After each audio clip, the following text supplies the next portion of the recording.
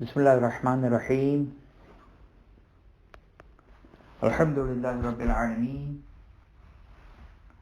والصلاة والسلام علی سیدنا و مولانا ابی القاسم محمد وعلی اہل بیتہ الطیبین الطاہرین واللعن الدائم علی اعدائهم الی قیام یوم الدین رب اشرح لی صدری ویسر لی امری واحلل عقدۃ من لسانی یفقہوا قولی۔ ہماری گفتگو میت کے احکام کی ذیل میں چل رہی تھی اور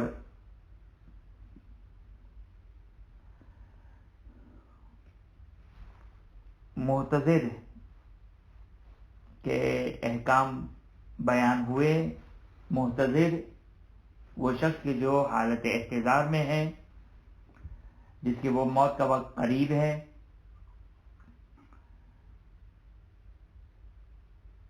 حالت احتضار میں یعنی جو روح نکلنے کا وقت ہے۔ یہاں پر دو تین نکتے جو کل کے باقی رہ گئے تھے۔ ایک، احتضار میں کس کے لیے ہے یہ حکم؟ آگے سیستانی نے کہا ہے کہ یہ مومن کے بارے میں ہے۔ مومن ومن بحکم ہی، مومن یا جو مومن کے حکم میں ہے، یعنی نابالغ بچہ جو مومن کا ہو اس کے لیے یہ مسئلہ ہے۔ آگے کوئی نے جو عروۃ الوثقی میں بیان کیا ہے وہ مطلق مسلمان کے لیے ہے۔ کوئی بھی مسلمان حالت احتضار میں ہو اگرچہ احتیاط واجب ہے، آخوئی کی بھی احتیاط واجب ہے، آگے سیستانی کی بھی احتیاط واجب ہے کہ احتیاط واجب کی بنا پر اس کو قبلہ رخ لٹانا، کہ اس کے دونوں پیر قبلے کی طرف ہو، کہ اس طرح کہ اگر وہ بیٹھے تو اس کا چہرہ اور سینہ وغیرہ قبلے کی طرف ہو، احتیاط واجب ہے۔ اور خود وہ محتضر کے لیے واجب ہے یا واجب نہیں ہے؟ آگے سیستانی نے کہا کہ احوط الاولا ہے، آگے کوئی کہتے ہیں کہ احتیاط واجب ہے۔ خب یہاں تک یہ بیان ہوا۔ اچھا، کلمہ فرج جو ہے، جو مستحب ہے کہ کلمہ فرج کی تلقین کروائی جائے، یہ وہ قنوت کی دعا ہے کہ جس کو علماء نے بیان کیا ہے کہ مستحب ہے کہ وہ قنوت میں پڑھنا۔ میں انشاءاللہ اس کو گروپ میں شیئر کر دوں گا، کلمہ فرج کہ لا الہ الا اللہ العلیم الحکیم۔ یہ جو ہے وہ ذہن میں ہمارے آ رہی تھی کہ کلمہ فرج شاید اسی کو کہتے ہیں۔ بہرحال تو یہ مستحب ہے اس کو کلمہ فرج کی تلقین کرنا۔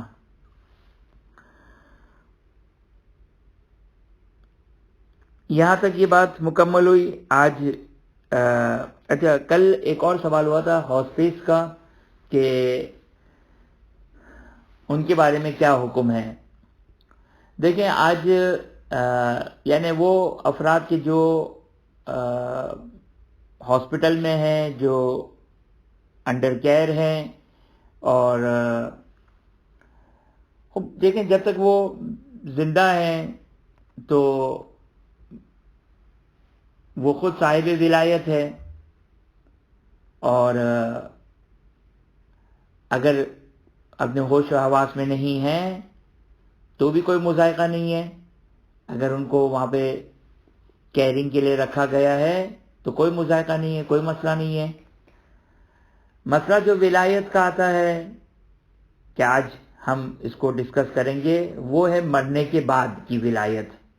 مرنے کے بعد کی ولایت کہ جب ایک شخص مر جاتا ہے تو اب اس کی باڈی جو ہے وہ کس کے ولایت میں ہے، کس کے تصرف میں ہے، کس کے اختیار میں ہے، کس کی اتھارٹی اس میت باڈی پر چلے گی، اس کو ولایت کہتے ہیں۔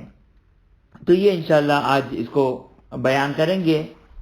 غسل کے احکام میں میت کو غسل دینے کے جو احکام ہیں اس کو وہاں پر انشاءاللہ بیان کرتے ہیں۔ تو مسئلہ آتا ہے میت کو سب سے پہلی چیز جو واجب ہے میت کے سلسلے میں وہ ہے میت کو غسل دینا، جو سب سے پہلا واجب ہے میت کے لیے، کیونکہ حالت احتضار میں جب تک احتضار کی حالت ہے تو وہ میت نہیں ہے، وہ زندہ ہے، صحیح نا۔ اسی لیے آغا سیستانی نے جو وہاں پہ کہا تھا کہ اگر وہ جو ہے وہ ہوش و حواس میں اور بالغ ہے تو کسی کی پرمیشن کی ضرورت نہیں ہے۔ اچھا آخوئی نے بھی میں نے کہا تھا کہ یہ بھی میں دیکھوں گا، آخوئی نے جو ہے وہ درس خارج میں اشارہ کیا ہے اس نقطے کی طرف جس کو آغا سیستانی نے بیان کیا ہے، لیکن بہرحال یہاں پر در مقام فتویٰ انہوں نے ایسی کوئی بات نہیں کہی ہے، نہ عروہ میں نہ منہاج میں۔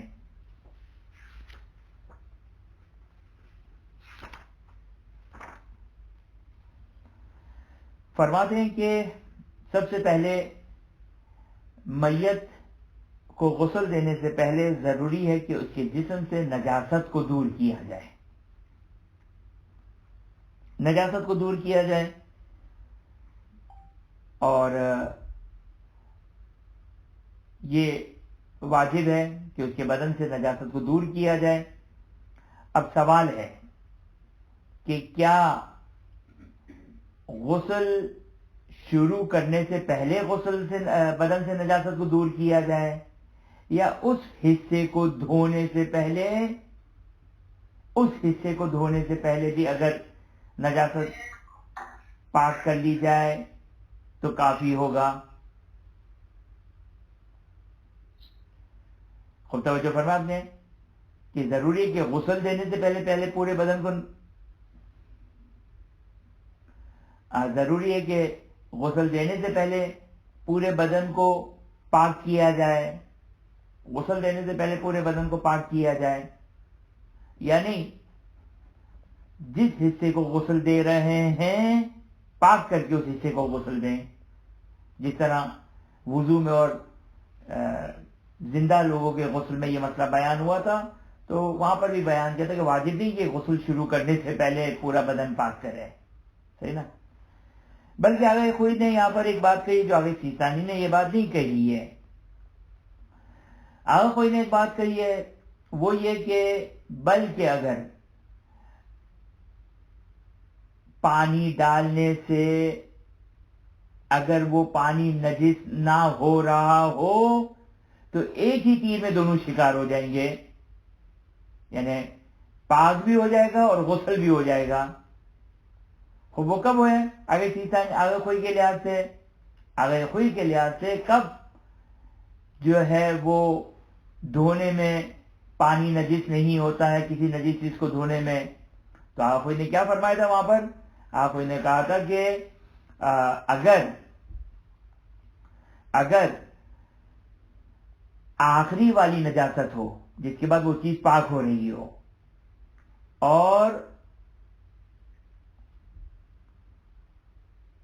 اور عین نجاست اس پر موجود نہ ہو تو آغا خوئی کہتے ہیں کہ اس صورت میں جو وہ اس کو ایک ہی تیر میں دونوں شکار ہو سکتے ہیں۔ لیکن آغا سیستانی نے یہ بات نہیں لکھی ہے، آغا سیستانی نے یہ بات نہیں لکھی ہے یہاں پر، بلکہ آغا سیستانی نے کہا کہ کافی ہے کہ ہر پارٹ کو پاک کرنے سے پہلے اس کو پاک کیا جائے۔ اب کیوں آغا سیستانی نے یہ بات یہاں نہیں کہی ہے؟ اب فی الحال موضوع نہیں ہے، شاید ایک دو وجوہات جو ذہن میں آ رہی ہے، اللہ یہ حل یہاں تک یہ بات مکمل ہو گئی۔ اس کے بعد فرماتے ہیں کہ جو میت کو غسل دینے وہ 3 غسل ہیں، 3 غسل۔ سب سے پہلا غسل بیری کے پانی سے، بیری ایک خاص درخت کے پتے ہوتے ہیں، اس کی تفصیلات آگے آئیں گی۔ بیری کا پانی یعنی بیری کے پتے اس میں ڈالے جائیں گے اس پانی میں، اور اس پانی کو بیری کا پانی کہا جائے گا. پہلا غسل میت کو اس پانی سے دیا جائے گا. دوسرا غسل کافور ملایا ہوا. کافور بھی ایک خاص مٹیریل ہے کہ جو واضح ہے، اس کا ملایا ہوا پانی یہ کافور کا پانی کہلائے گا. اور تیسرا صاف پانی سے. 3 غسل ہوں گے، پہلا بیری کے پتوں کا، دوسرا کافور کا، اور تیسرا صاف پانی سے غسل. اور یہاں پر واجب ہے کیا کہ ترتیب کا خیال رکھنا. کون سی ترتیب؟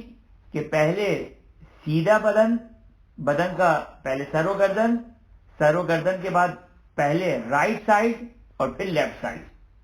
ویسے تو زندہ لوگوں کا جو غسل ہے اس میں تو کوئی آگے سیدھا نہیں واجب نہیں مانتے، اور کہتے ہیں کہ جو سر و گردن کے بعد پورا بدن ایک ساتھ دھویا جا سکتا ہے. لیکن میت کے لیے واجب ہے، میت کے لیے واجب ہے کہ سر و گردن کے بعد پہلے رائٹ سائڈ دین جو کہ وہ لیفٹ سائڈ، یعنی یہ ترتیب کا خیال رکھنا وہاں پر ضروری ہے.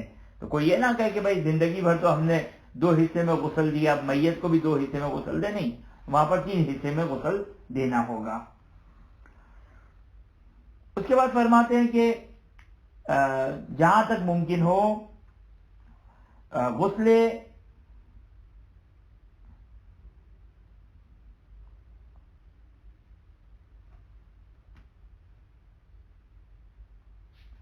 ابھی آگے کوئی نے یہاں پر نہیں لکھا ہے، آگے سیستانی نے منہاج میں یہ مسئلہ لکھا ہے کہ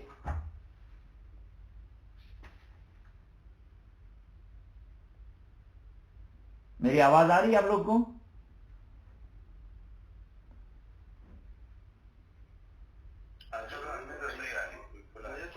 جی اوکے، تھینک یو.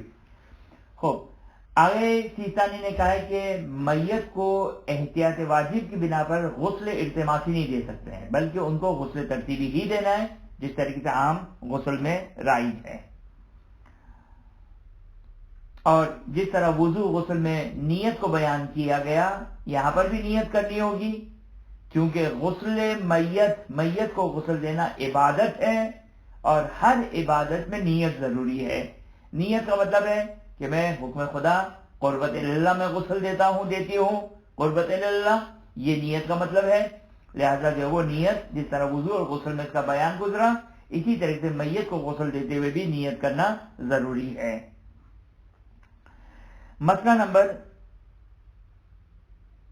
اچھا کل جو ہے وہ ہم نے ایک مسئلہ پڑھا تھا، شاید میں نے نمبر نہیں بتایا تھا اس کا. مسئلہ نمبر 259 تھا. کل جو سب سے پہلا جو مسئلہ ہم نے پڑھا تھا احتضار والا، وہ 259 نمبر تھا. آج مسئلہ نمبر 260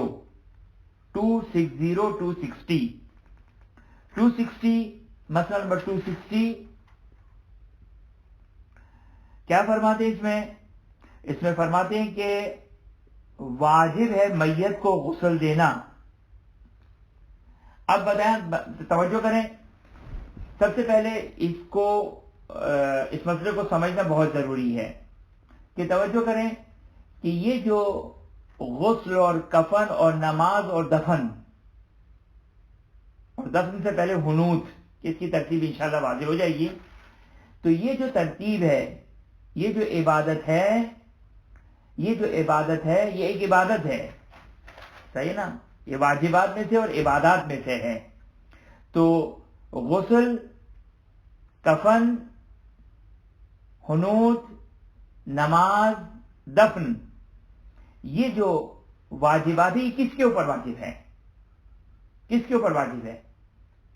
دیکھیں، ایک طرف ہم کہتے ہیں کہ واجب کفائی ہے، ایک طرف ہم کیا کہتے ہیں؟ یہ ساری چیزیں واجب کفائی ہے. واجب کفائی کی ڈیفینیشن کیا ہے؟ واجب کفائی کی ڈیفینیشن یہ کہ اگر 5 مومنوں کو اگر معلوم ہے، 5 لوگوں کو اگر معلوم ہے کہ یہ میت پڑی ہے، تو 5 کے اوپر اس کو غسل، کفن، دفن، نماز وغیرہ واجب ہے، 5 کے اوپر واجب ہے. اور کوئی ایک بھی اگر انجام دے دے تو باقی 4 سے ذمہ داری ختم ہو جاتی ہے اور اس کو ثواب مل جائے گا، اس کو ثواب مل جائے گا. اس کو کہتے ہیں واجب کفائی. صحیح نا؟ تو ایک طرف ہم کہتے ہیں یہ واجب کفائی ہے. اب یہ مسئلہ یہ نہیں، یہ ایک عجیب واجب کفائی ہے. کیوں ہے عجیب؟ وہ بات واضح ہو جائے گی. کہتے ہیں سب سے پہلے بیان کرتے ہیں کہ میت کا کفن دفن ولی کے اوپر واجب ہے. جو میت کا ولی ہے، ابھی ولی کے بیان کریں گے، جو میت کا سرپرست ہے، گارڈین، ولی، اس کی ذمہ داری ہے. اب یہ گارڈین کون ہے، سرپرست کون ہے، ولی کون ہے، اس کو بیان کریں گے. کیونکہ یہ میت اب اپنے اختیار میں نہیں ہے، اپنے ہوش و حواس میں نہیں ہے. اب یہ آپ کہیں کہ یہ ہمارا دوست تھا اور مجھے اس کی رضایت کے بارے میں یقین ہی نہیں ہے. اب یہ انسان گیا، یہ مر گیا. اب نہ اس کا بدن کا یہ مالک ہے اور نہ ہی اس کا جو مال و دولت جو میراث میں چھوڑ کر گئے وہ بھی اس کی ملکیت میں نہیں ہے، وارثین کی ملکیت میں ہے. صحیح نا؟ یہ وارثین کی ملکیت میں ہے. اب یہ جو بدن ہے، جب تک میں زندہ ہوں تو میں خود اس کا ولی ہوں. اگر میں بالغ عاقل ہوں تو میں خود اپنے بدن کا ولی ہوں، اپنے بدن کا سرپرست ہوں. لیکن اگر میں مر جاتا ہوں تو اب یہ میرا بدن نہیں ہے. اب یہ کس کی ملکیت میں ہے، کس کی ولایت میں ہے، کس کی اتھارٹی میں ہے؟ اس کی اتھارٹی کس کے پاس ہے؟ اس کو جس کے پاس بھی اس کو ولی کہتے ہیں. کس کے پاس ہے؟ اس کو ہم پڑھیں گے آگے. صحیح؟ تو اب پہلے بیان کرتے ہیں کہ توجہ کریں کہ یہ ذمہ داری ولی کے اوپر واجب ہے. کیا واجب ہے ولی کے اوپر؟ اس کو کفن، دفن، غسل، نماز، یہ ساری چیزیں ولی کے اوپر واجب ہے. مباشرتاً او تسبیباً.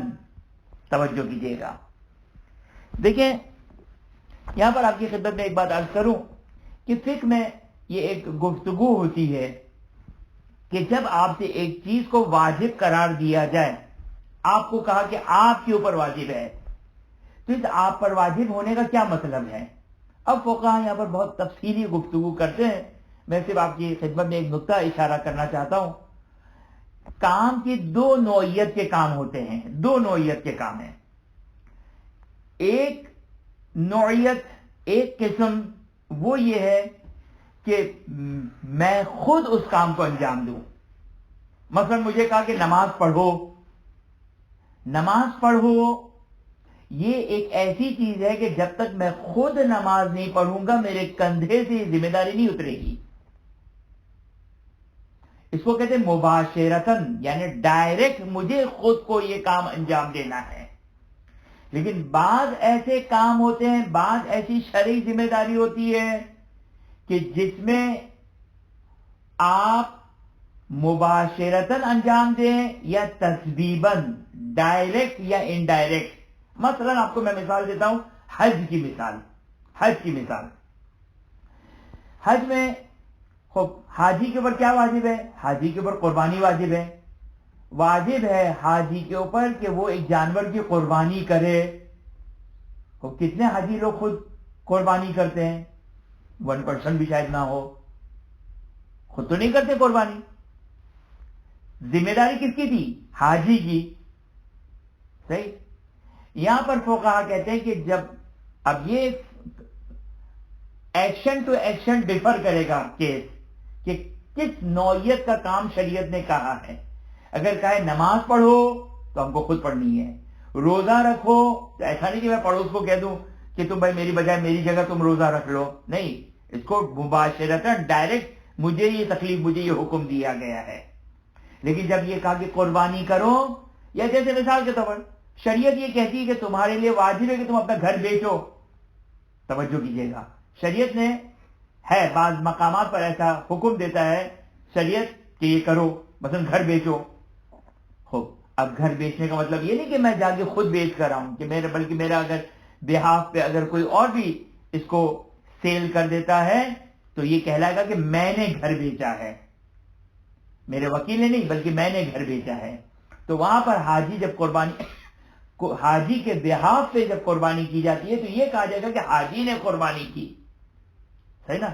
یا مثال کے طور پر آپ جو ہے وہ حج پر جاتے ہیں، شریعت کہتی ہے کہ سر منڈواؤ، تو کون سا حاجی خود ریزر سے سر مونڈتا ہے؟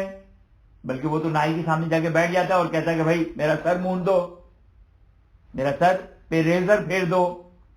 تو آپ نے تو ریزر نہیں پھیرا. لیکن جب آپ جاتے ہیں اپنے دوستوں میں شام میں 10 ذی الحجہ کو، تو وہ کیا پوچھتا ہے؟ ارے آپ نے تو بہت زبردست خوب آپ نے سر مونڈوایا ہے، سر مونڈا ہے، صحیح نا؟ تو یہ میں نے تو نہیں مونڈا ہے، وہ تو جو کہ وہ حجام نے مونڈا تھا. تو یہ وہ کام ہے کہ جس میں فقہا کہتے ہیں کہ مباشرتاً انجام دے تو بھی صحیح ہے، تسبیباً انجام دے تو بھی صحیح ہے. ولی کے اوپر واجب ہے، توجہ کیجیے گا، ولی کے اوپر واجب ہے میت کے یہ سارے احکامات، غسل و کفن و حنوط و نماز و دفن، یہ جو میت کے اوپر ولی کے اوپر واجب ہے، تو واجب سے مراد ضروری نہیں کہ وہ مباشرتاً انجام دے، بلکہ اگر وہ کسی سے کہہ دے تو ولی نے اپنی ذمہ داری پوری کر لی، ولی نے اپنی پوری ذمہ داری پوری کر لی. بس خلاصہ کیا ہو گیا؟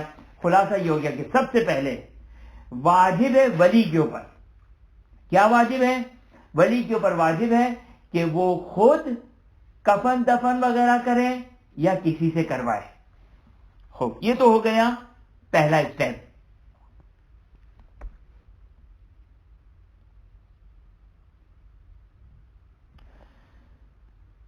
اچھا، اب ہم نے دیکھا، اچھا ایک بیان آگے، ایک نقطہ آگے آئے گا، وہ میں پہلے بیان کر دوں. وہ کیا ہے؟ وہ یہ ہے کہ اگر، توجہ کیجیے گا، اگر ولی اس کام کو انجام نہ دے، نہ کسی کو پرمیشن دے، نہ خود کرے، تو اب اس کی اتھارٹی ختم، اس ولی کی اتھارٹی ختم ہو جائے گی. اب تمام مسلمانوں کو جس کو معلوم ہے وہ اس کام کو انجام دینا اس کے اوپر وقت کفائی ہو جائے گا. اب اس کی پرمیشن بھی لینے کی ضرورت نہیں ہے، اب اس کی پرمیشن بھی لینے کی ضرورت نہیں ہے. یہ 2 پوائنٹ. اب تیسرا پوائنٹ، ہم نے دیکھا کہ ایک شخص جو ہے وہ اس کام کو شروع اپنے اوپر سنبھالتا ہے، جس طرح ہوتا ہے ایک شخص نے اس کام کو، اچھا خیر وہ آگے جا کے نقطہ بیان کرتا ہوں. ایک شخص اس کام کو اپنی ذمہ لیتا ہے، اپنے ذمہ لیتا ہے. مثلا ہم نے دیکھا کہ ایک شخص اس کو غسل دینا شروع کیا، ولی نہیں ہے، غیر ولی. تو فرماتے ہیں کہ اگر اس شخص نے کام سٹارٹ کر دیا، اپنے ذمہ لے لیا، اب ہماری ذمہ داری ختم ہو گئی، ہماری ذمہ داری ختم ہو گئی. جب اس شخص نے غسل کفن کو کرنے کی ذمہ داری لے لی، وہ شروع ہو چکا، اس نے کام شروع کر دیا، اب ہماری ذمہ داری جو وہ ختم ہو گئی. اب یہاں پر عبارت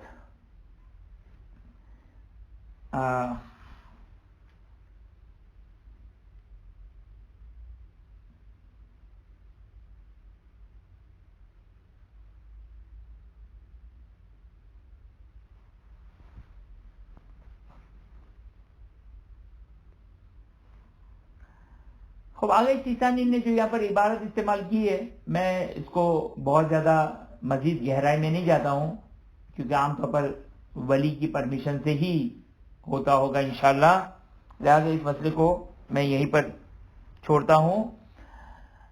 اب آئیے، ولی کسے کہتے ہیں؟ کون ہے ولی؟ ولی کون ہے؟ میت کا ولی کون ہے؟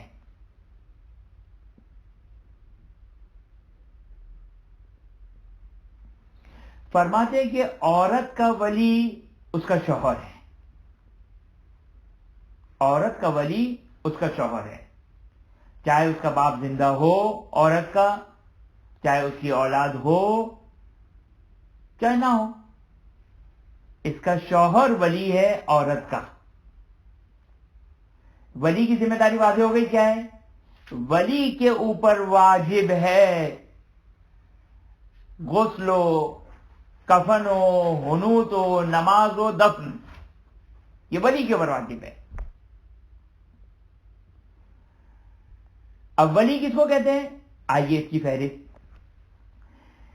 اگر مرنے والی خاتون ہے اور شادی شدہ ہے یعنی شوہردار ہے تو اس کا ولی اس کا شوہر ہے. بس اس کے اوپر واجب ہے یا خود انجام دے یا کسی سے انجام دے، یا اگر کوئی اور انجام دینا چاہ رہا ہو تو ولی کی اجازت سے انجام دے.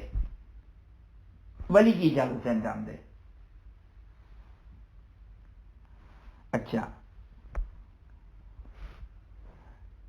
اگر بیوی نہ ہو یعنی زوجہ نہ ہو کسی کی، کوئی بھی ہو، اب مرنے والا مرد ہو، عورت ہو، چھوٹا ہو، بڑا ہو، بوڑھا ہو، جوان ہو،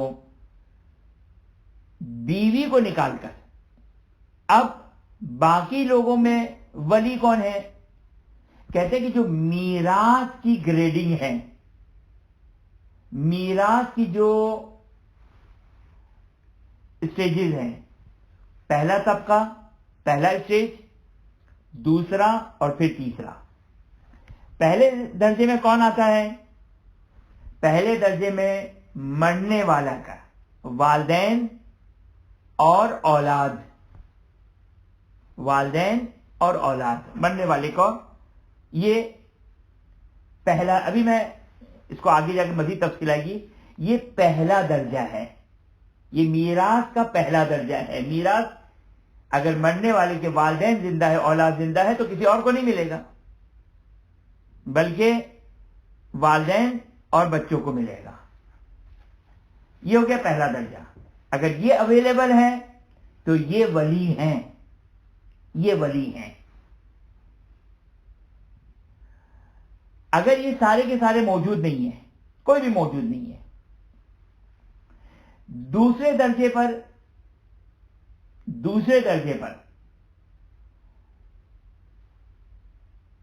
بہن بھائی اور دادا دادی.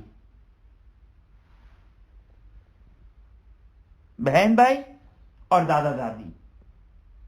اب اس کی تفصیل اپنے مقام پر کہ اگر بہن بھائی نہیں ہے، دادا دادی بھی نہیں ہے تو پھر بہن بھائی کی اولادیں آ جائیں گی. صحیح نا؟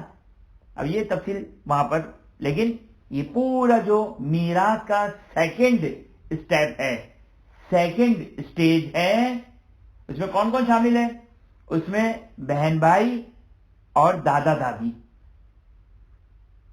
اور تھرڈ اسٹیج میں کہ اگر دادا دادی بھی نہ ہو، بہن بھائی بھی نہ ہو، ان کی اولادیں بھی نہ ہو، تو پھر تھرڈ اسٹیج میں جو میراث کا ہے اور میت کا ولی بنے گا. اگر فرسٹ اور سیکنڈ اویلیبل نہ ہو، اویلیبل نہ ہو سے مراد زندہ نہ ہو، توجہ کیجیے گا، زندہ نہ ہو،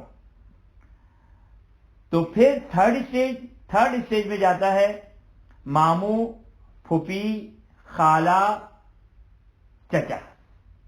یہ چار، اور اگر یہ سارے کے سارے نہ ہو تو ان کی اولادیں. یہ ہے ولی. صحیح؟ یہاں تک یہ بات واضح ہو گئی. یہ ہے ولی. اچھا، اب فرماتے ہیں کہ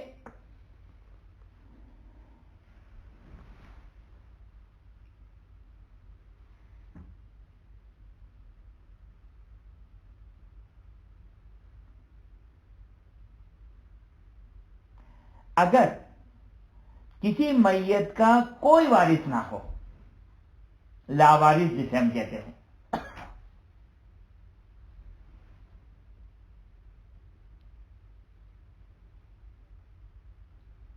خب یہ مسئلہ بھی آگے آئے گا کہ اگر وہ سٹی میں موجود نہ ہو، شہر میں موجود نہ ہو تو کیا ہوگا.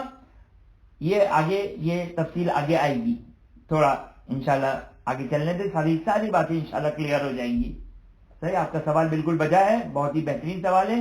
یہ انشاءاللہ آگے یہ نقطہ بیان کریں گے کہ اگر جو ہے وہ کوئی موجود نہ ہو تو کیا ہوگا وہ آگے جا کے انشاءاللہ بیان کریں گے. خوب، بس یہ first stage, second stage, third stage.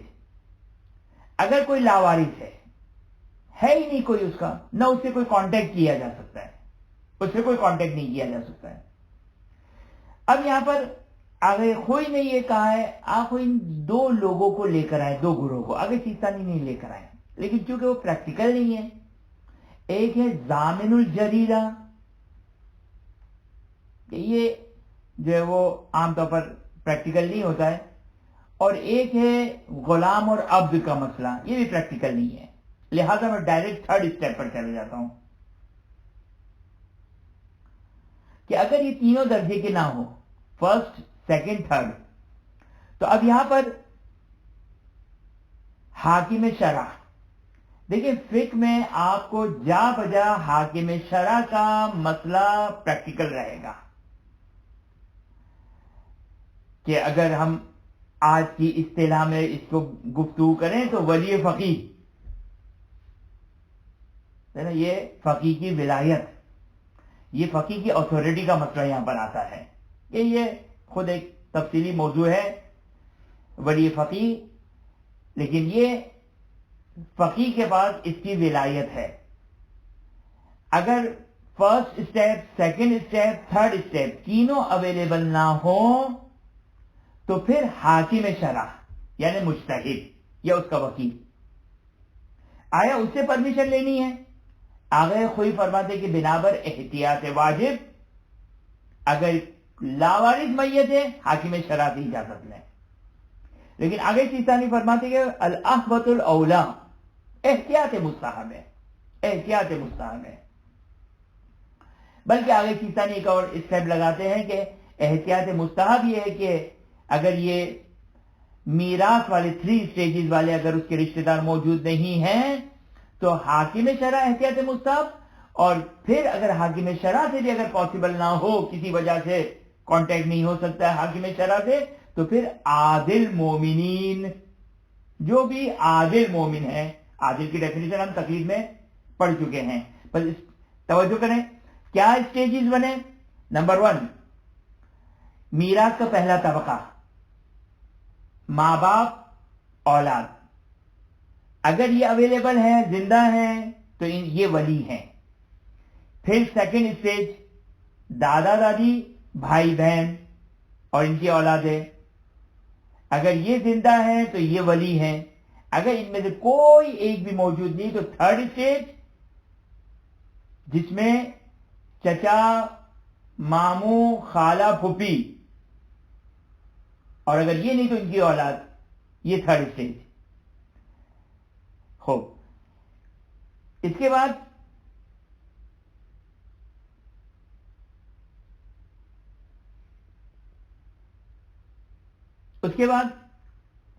اگر کوئی نے 2 نقطے بیان کیے، ضامن الجریرہ اور وہ آزاد کرنے والا مالک، یہ دونوں تقریباً پریکٹیکل نہیں ہے. کتنے ہو گئے؟ 3، 2، 5 اور چھٹا کیا آگئی سیستانی کے لحاظ سے چوتھا، آخری کے لحاظ سے 6 حاکم شرع، مجتہد یا اس کا وکیل. آگے کوئی احتیاط واجب لگاتے ہیں کہ حاکم شرع سے اجازت لینا ہوگا لاوارث میت کی. آگے سیستانی فرماتے ہیں کہ احتیاط مستحب ہے کہ حاکم شرع سے اجازت لی جائے. یہ حاکم شرع اس کا ولی ہے، لہذا اس سے اجازت لینا ہوگی. اور پھر آگے سیستانی ایک اور اسٹیج لگا، ایک اور اسٹیپ آگے بڑھتے ہیں کہ اگر حاکم شرع سے اگر کسی طریقے سے ممکن نہ ہو تو پھر عادل مومنین کی پرمیشن لینی ہوگی اس کو غسل، کفن، دفن دینے کے لیے. اب یہ ہو گیا مسئلہ نمبر 260. میں نے شاید نمبر نہیں بتایا تھا، یہ تھا مسئلہ نمبر 260.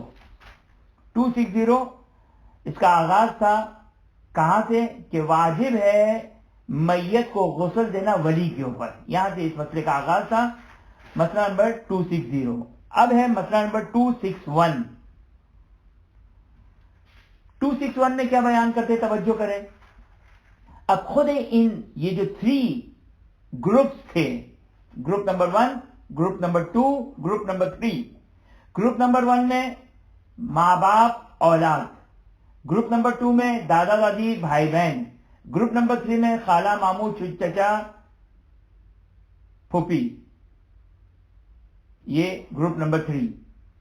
अब इनके दरमियान भी फरमाते हैं कि हर ग्रुप में मर्द औरतों के ऊपर मुकद्दम है, मर्दों को औरतों के ऊपर तरजीह है।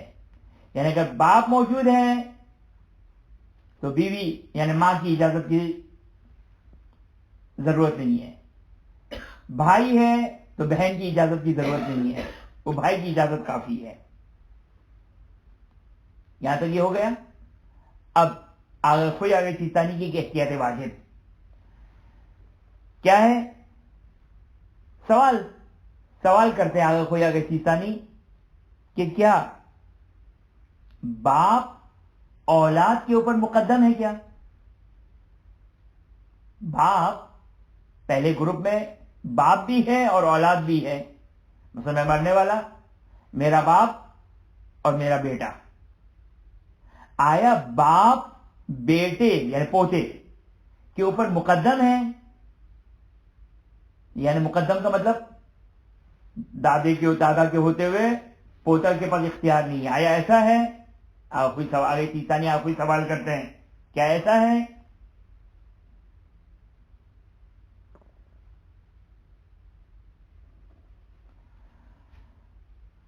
और क्या सेकंड ग्रुप में दादा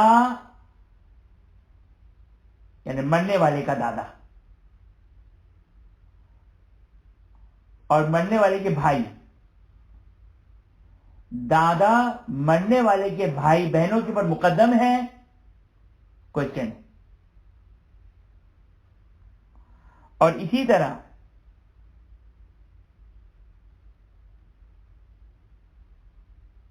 अब जो है वो आगे की जो ग्रेडिंग है वो बहुत ज्यादा प्रैक्टिकल नहीं है, अगर कि प्रैक्टिकल हो सकती है। कहते हैं कि ये जो हमने सवाल किया कि क्या बाप औलाद के ऊपर मुकद्दम है, यानी बाप कहे कि मैं हूं, अब मेरे पोतों के परमिशन नहीं चलेगी, मेरी परमिशन चलेगी। दादा दूसरे ग्रुप में दादा भाई के ऊपर मुकद्दम है, आया ऐसा है? तो आगे सिस्तानी और आप फरमाते हैं कि इश्काल का मतलब क्या है? यानी दादा की भी इजाजत होनी चाहिए और औलाद की भी इजाजत ली जाए, यानी तमाम वलियों से तमाम औलिया की इजाजत ली जाए, तमाम औलिया की इजाजत ली जाए।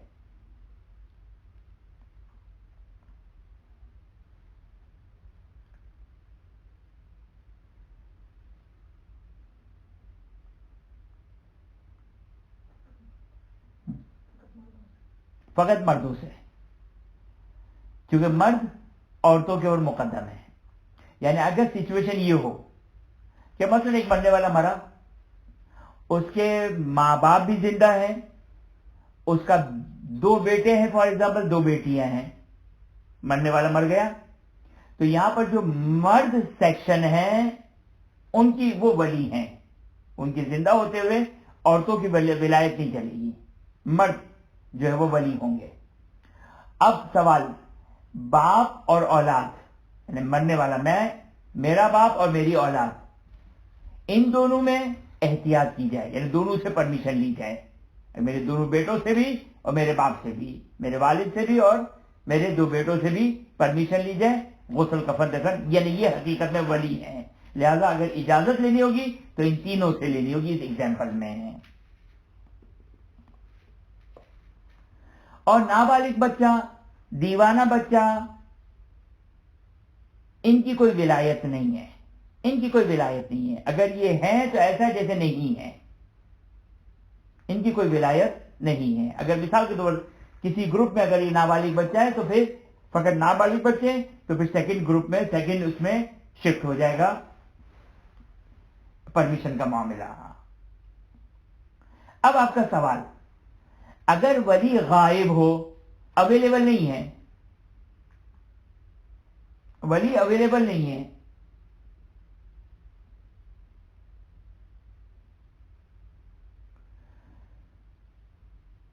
इस तरह गायब है کہ اس سے پوچھا نہیں جا سکتا ہے، اس سے کانٹیکٹ نہیں کیا جا سکتا ہے، نہ وہ ڈائریکٹ، توجہ کریں، یعنی یہ جو ولی ہے میت کا، وہ کسی طریقے سے کانٹیکٹ میں نہیں ہے، نہ وہ خود انجام دے سکتا ہے، نہ کسی سے انجام دلوا سکتا ہے، کیونکہ اس کو پتہ ہی نہیں ہے یا آؤٹ آف اسٹیشن ہے، اس سے کوئی کانٹیکٹ نہیں ہو سکتا ہے. تو پھر اس صورت میں یا تو یہ سچویشن ہے، یا یہ سچویشن ہے کہ وہ اجازت نہیں دے رہا ہے، وہ کہہ رہا نہیں میں اجازت نہیں دے رہا ہوں. اجازت نہیں دے رہا ہوں یعنی کیا مطلب؟ نہ خود کروں گا نہ کسی کو اجازت دوں گا. تو ان دونوں سچویشن میں ولی کی پرمیشن ساقط، ختم. اب اس کی پرمیشن کے بغیر غسل کفن ہو جائے گا. اب آج کے زمانے میں یہ پریکٹیکل عام طور پر اس لیے نہیں ہوتا ہے کہ کانٹیکٹ ہو سکتا ہے، واٹس ایپ سے پرمیشن لی جا سکتی ہے، فون کے ذریعے سے پرمیشن لی جا سکتی ہے، لیکن خدا نہ خواستہ کسی کا ولی غائب ہو گیا، جیل میں ہے مثلا یا کہیں غائب ہے، اسے کوئی کانٹیکٹ نہیں ہو سکتا ہے، تو اس صورت میں جو کہ ولی کی پرمیشن ساقط ہو جائے گی، ختم ہو جائے گی، اور بغیر ولی کی پرمیشن کے اس کو غسل کفن دیا جائے گا.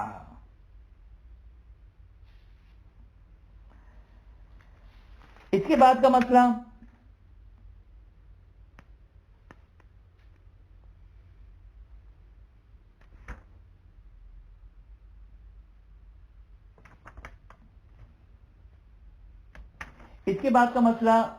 اچھا یہ مسئلہ یہاں پر آپ کی خدمت میں ایک بات عرض کروں کہ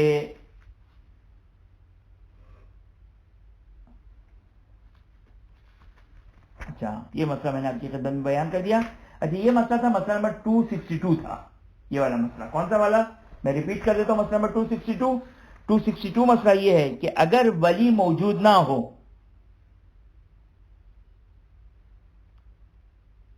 تو اس صورت میں باقی سارے مکلفین کے اوپر واجب ہو جائے گا.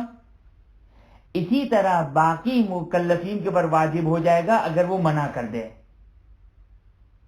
نہ خود کرے نہ پرمیشن دے، تو پھر اس صورت میں اس ولی کی پرمیشن ختم. اب یہاں پر باقی مومنین کے اوپر یہ واجب ہو جائے گا اس کی پرمیشن کے بغیر اس کو غسل کفن وغیرہ دے دے. مسئلہ نمبر 263، یہ 263 وصیت کا مسئلہ ہے. وصیت کا مسئلہ ہے کہ اگر مرنے والا وصیت کرتا ہے، یہ انشاءاللہ کل ہم بیان آنے والی کلاس میں بیان کریں گے. صرف ایک جملہ سن لیں. دو قسم کی وصیت ہے. ایک دفعہ میں مرنے والا وصیت کرتا ہوں کہ فلاں شخص مجھے غسل و کفن دے گا. ایک دفعہ میں وصیت کرتا ہوں کہ فلاں شخص جو ہے وہ میرے غسل کفن کی کاموں کو سنبھالے. توجہ کیا؟ دونوں وصیتیں. پہلی وصیت کیا تھی کہ فلاں شخص مباشرتاً ڈائریکٹ غسل کفن دے. دوسری وصیت کہ وہ میرے غسل کفن اس کے ذمے ہیں، وہ اپنے انڈر میں غسل کفن کروائیں.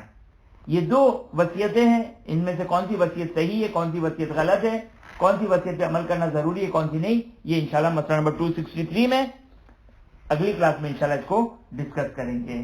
وآخر دعوانا ان الحمدللہ رب العالمین.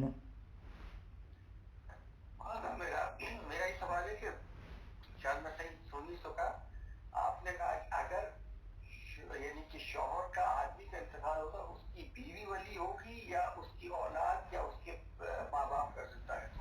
دیکھیں خواتین معاف کر دیں، بیویاں مجھے تو معافی مانگنے کی ضرورت نہیں، یہ فقہائی معافی مانگے، بہرحال شریعت حکم خدا ہے.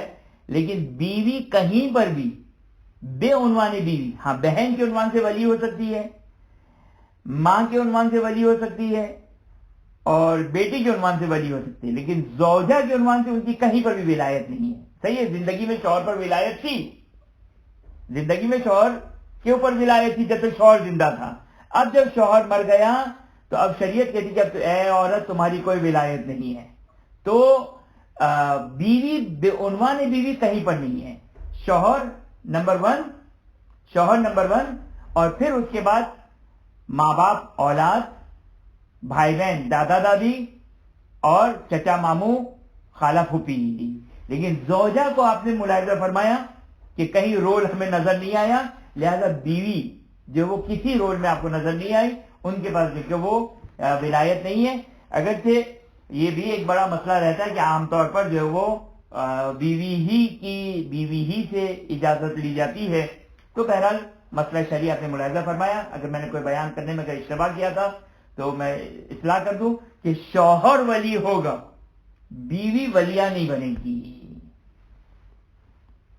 اچھا، ایک اور ہے کہ ٹیکنیکل ایک سوال ہے کہ اگر مرحوم جو ہے وہ یہ وصیت کرتا ہے کہ میرے بہت سے ایسے ہوتے ہیں کہ وہ کہتے ہیں کہ میرے جنازے میں یہ نہ آئے، اور وہی اگر ولی ہو تو ایسا بھی ہوتا ہے، تو اس کا جی دیکھیں، یہ وصیت کہ میں وصیت کرتا ہوں، یہ صرف بنت رسول سلام اللہ علیہا کو حق تھا کہ وہ وصیت فرماتی کہ میرے جنازے میں فلاں فلاں شخص نہ آئے۔ باقی جو ہے وہ یہ وصیت کی اوتھینٹسٹی نہیں ہے، اس کا کوئی اعتبار نہیں ہے کہ مثال کے طور جیسے بعض اوقات والدین ناراض ہوتے اپنی اولاد سے اور کہتے ہیں کہ وصیت کرتے ہیں کہ میں وصیت کرتا ہوں کہ میرا بیٹا فلاں بیٹا جو وہ میرے نماز جنازے میں یا اس میں نہ آئے، تو اس کی کوئی اوتھینٹسٹی شرعی نہیں ہے، بلکہ اگر وہ اکیلا بیٹا ہے تو باقی وارثین کے لیے واجب ہے کہ اسی سے پرمیشن لیں، اسی کے اوپر غسل و کفن واجب ہے، اور اس وصیت کا کوئی اعتبار نہیں ہے۔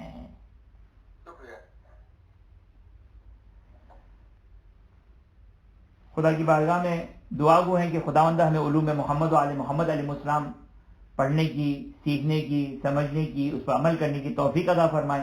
حاضر مجلس مومنونات، کل مومنونات منتظمین کی تمام جائز حاجات کو پورا فرمائے۔ جو مومنونات پریشان حال روزی رزق کی مشکلات میں گرفتار ہیں، تمام مومنونات کی تمام مشکلات کو دور فرمائے۔ بحق محمد و آل محمد حاضر مجلس منتظمین اور کل مرحوم مومنونات جو اس دنیا سے جا چکے ہیں، اور حاضر مجلس مومنونات کے مرحومین، منتظمین کے مرحومین، تمام مرحوم مومنونات کی خداوند متعال مغفرت فرمائے، جوار معصوموں میں جگہ عطا فرمائے، اپنی آخری حجت امام عصر زمان سلام اللہ علیہ کے ظہور میں تعجیل فرمائے۔ ربنا تقبل منا انک انت السمیع العلیم۔